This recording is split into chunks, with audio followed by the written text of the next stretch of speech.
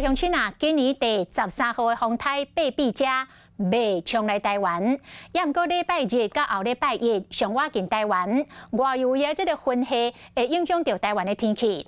后礼拜二中秋节，因为有低压带的水汽，所以东北角甲东部有即个短暂雨，要赏月爱看运气。若西半部日暝了后会转好天，看到月亮的几率嘛较悬。中秋航班一家团圆，是讲今年敢会当看到月亮，恐惊就爱看运气，因为风台又搁要来呀。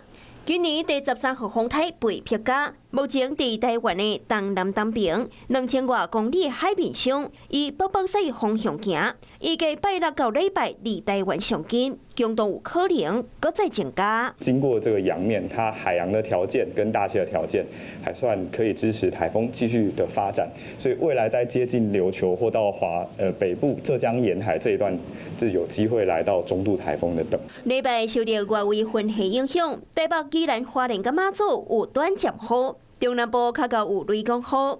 中秋迄天受到低压带水汽的影响，东部有短暂雨，中南部轨道会上雷公雨。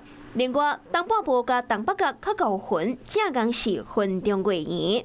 若西半部地区，虽然轨道遥远高云，严格到暗时看到月亮的机会是一半一半。是讲虽然看8匹甲伊的路线未直接影响台湾，严格即摆是极端气候，敢会带来地震风险嘞。主要是外围云系的影响，那当然就是在北部，还有包括离台风最接近的马祖，那当然可能会容易有短暂阵雨，那有时候可能雨势会比较大一点点。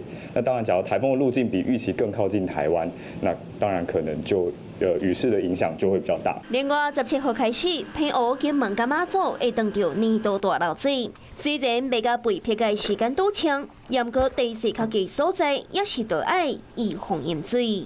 Hello， 我是蒋欣梅。想要抢先掌握最及时的新闻资讯吗？赶快订阅、按赞、开启小铃铛，锁定华视新闻 YouTube 频道。